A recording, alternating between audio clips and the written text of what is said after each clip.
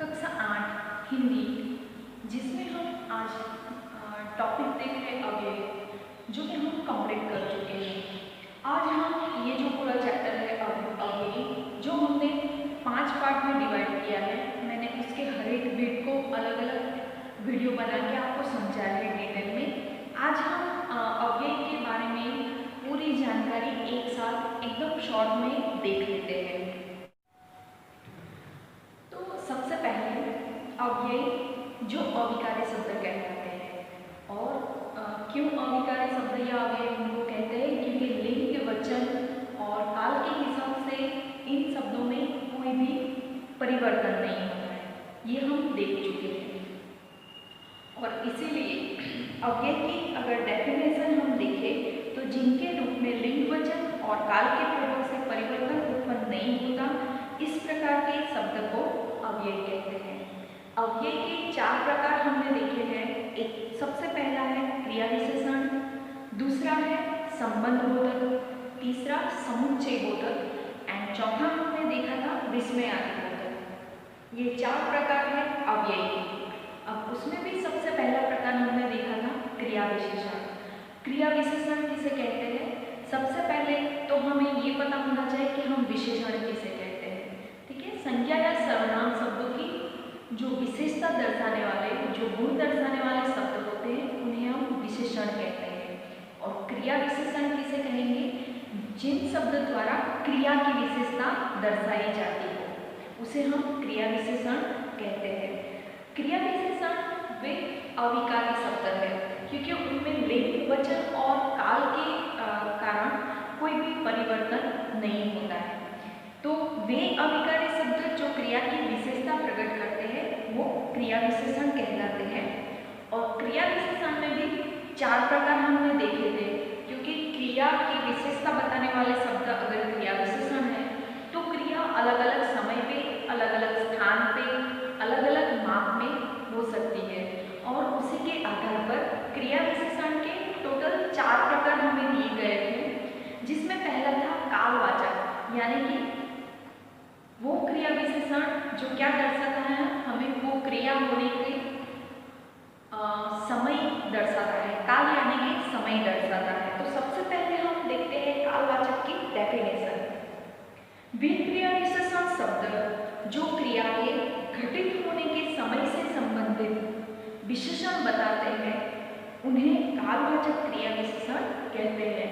जिसमें हमने देखा था कि कल, आज, अब, प्रतिदिन, सदैव, ये ऐसे शब्द हैं जो हमें समय दर्शाते हैं। ठीक है, तो ऐसे जो शब्द है वो कालवाचक क्रिया विशेषण कहलाए जाएंगे।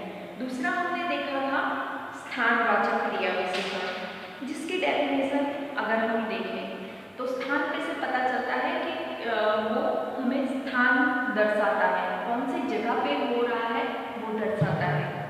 वे क्रिया विशेषण शब्द जो क्रिया के घटित होने के स्थान का बोध कराते हैं, उन्हें स्थानवाचक क्रिया विशेषण कहते हैं। और स्थानवाचक क्रिया विशेषण जो कि हमें स्थान दर्शाते हैं, जैसे यहाँ, वहाँ, ऊपर, नीचे, अंदर, भीतर, आसपास, इधर, उधर, ये जो सारे शब्द है वो हमें क्या दर्शाते हैं? स्थान दर्शाते हैं। इसीलिए ये सारे स्थानवाचक क्रिया विशेषण हो गए। जैसे रेशमा घर के भीतर बैठी है, तो यहाँ पे बैठने की क्रिया रेशमा की कहाँ पे हो रही है? घर के भीतर। तो भीतर शब्द क्या होगा? स्थानवाचक क्रिया विशेषण कहलाया जाएगा। तीसरा हमने देखा था रीतिवाचक, मतलब क्रिया का ढंग दर्शाता है, कौन से रीत से क्रिया हो रही है। उसके डेफिनेशन अगर हम देखें, जो क्रिया विशेषण शब्द क्रिया के घटित होने की विधि या रीति से संबंधित विशेषता का बोध करवाते हैं, वे रीतिवाचक क्रिया विशेषण कहलाए जाते हैं। जैसे अचानक, तेजी से, भली भांति आदि रीतिवाचक क्रिया विशेषण है। जैसे आज अचानक बारिश हुई, बारिश होने की जो क्रिया है वो कैसे हो रही है? रीतिवाचक क्रिया विशेषण के बाद हमने चौथा देखा है परिमाणवाचक क्रिया विशेषण। परिमाणवाचक क्रिया विशेषण जिसकी अगर हम डेफिनेशन की बात करें तो परिमाण मतलब होता है माप।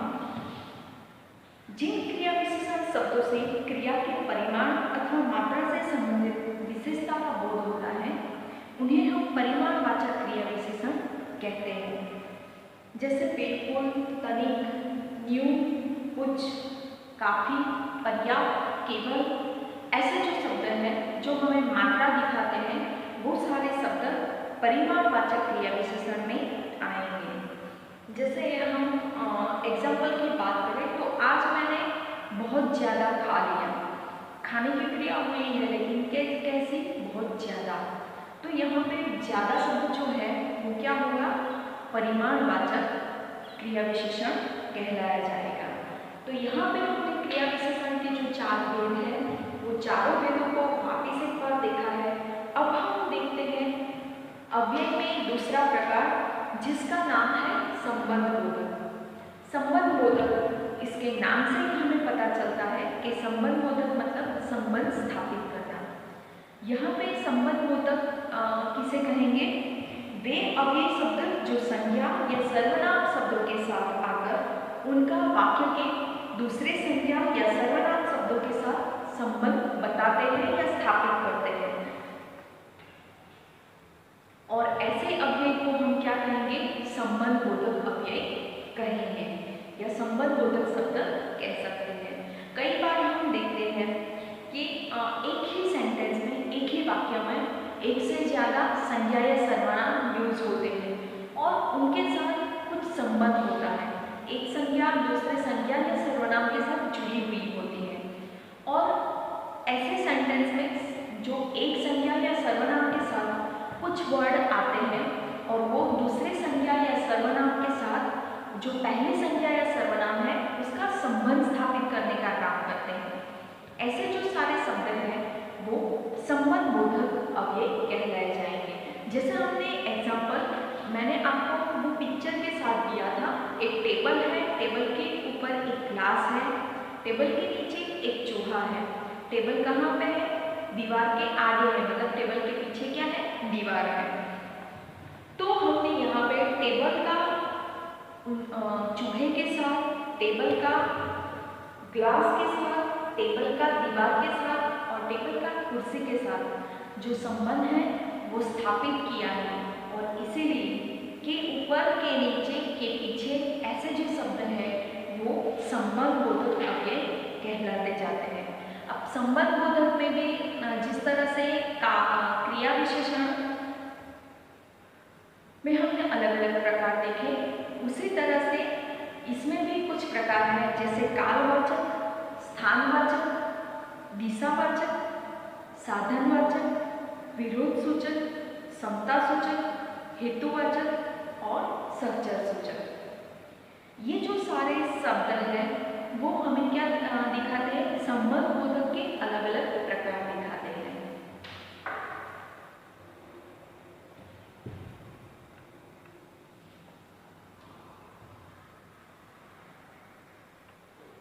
हमने जो क्रिया विशेषण देखा था उसमें जो कुछ शब्द आते हैं और संबंधबोधक में कुछ शब्द ऐसे हैं जिन्हें पढ़ने से या देखने से पहली बार हमें ऐसा ही लगता है कि ये जो शब्द है वो दोनों प्रकार में आ सकते हैं। जैसे कुछ शब्द ऐसे हैं जो क्रिया विशेषण के तौर पे भी प्रयोग किए जा सकते हैं और कुछ शब्द ऐसे हैं जो संबंधबोधक शब्द में भी आते हैं।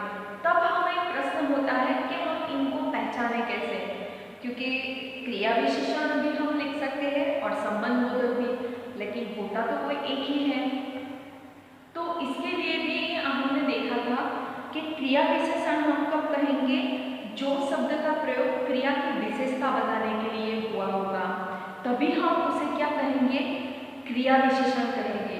और जब उन्हीं शब्दों का प्रयोग क्या होगा, संज्ञा या सर्वनाम का दूसरे संज्ञा या सर्वनाम के साथ संबंध स्थापित करने के लिए हुआ होगा, तब वो संबंधबोधक कहे जाएंगे।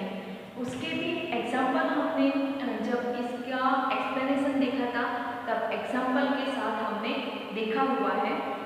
तो आपको इसमें भी अब कोई कन्फ्यूजन नहीं होना चाहिए। आपको इतना तो पता चलेगा कि वाक्य में संबंध स्थापित किया गया है या वाक्य में जो शब्द है वो क्रिया की विशेषता दर्शाने वाला शब्द है। और अगर ये बात आपको समझ में आ गई तो फिर ये दोनों प्रकार में आपको कोई कंफ्यूजन नहीं होगा। तीसरा प्रकार हम देखें तो समुच्चय बोधक। समुच्चय का मतलब ही होता है जोड़ना। यहाँ पे समुच्चय बोधक के डेफिनेशन अगर हम देखें तो वे अव्ययी शब्द जो दो शब्दों या दो वाक्यों को जोड़ने का कार्य करते हैं उन्हें व्याकरण में समुच्चय बोधक कहते हैं। अब समुच्चय बोधक क्या करते हैं? दो शब्द या दो वाक्य को जोड़ते हैं। दो अलग अलग शब्द या दो अलग अलग वाक्यों को एक साथ जोड़ने का काम समुच्चय बोधक शब्द या अव्यय करते हैं। अब समुच्चय बोधक में भी दो प्रकार हैं। पहला है समानाधिकरण समुच्चय बोधक और दूसरा प्रकार है व्यधिकरण समुच्चय बोधक। समानाधिकरण समुच्चय बोधक में हमने चार प्रकार देखे थे। पहला था संयोजक, दूसरा था विकल्प। संयोजक का मतलब होता है जोड़ना। दो सेंटेंस को या दो वाक्यों को या दो नामों को संयोजक क्या करते हैं? जोड़ते हैं। जैसे तथा और ऐसे जो शब्द होंगे वो संयोजक होंगे। उसके भी एग्जाम्पल हमने देखे हैं। दूसरा है विकल्प। विकल्प यानी कि हमें विकल्प दिया होगा, या तो ये या तो दोनों में से कोई एक, तो ये दर्शाने के लिए हमें अथवा शब्द दिए हुए। तीसरा है विरोध दर्शक जिसमें परंतु अपितु जैसे शब्द आएंगे।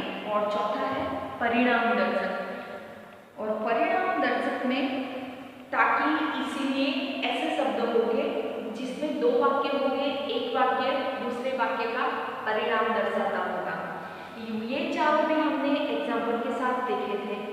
अब दूसरा हम देखें समुच्चय बोधक में व्यधिकरण समुच्चय बोधक। उसके भी हमने चार प्रकार देखे थे, जिसमें पहला था हेतु बोधक, दूसरा था संकेत बोधक, तीसरा स्वरूप बोधक और चौथा उद्देश्य बोधक। अब हेतु बोधक में क्या होगा? कार्य कारण संबंध, जो हम देख चुके हैं कि कोई कार्य हो रहा है तो उसके पीछे कोई कारण भी होता ही है। और इसीलिए जो हेतु बोधक जो हो गए उसमें इसीलिए या क्योंकि कार्य कारण संबंध दर्शाने के लिए जो शब्द यूज होते हैं वो शब्द आएंगे। दूसरा है संकेत बोधक, यानी संकेत का सूचन करते होंगे। जैसे यद्यपि, यदि, तो ऐसे शब्द से वाक्य जुड़े हुए होंगे।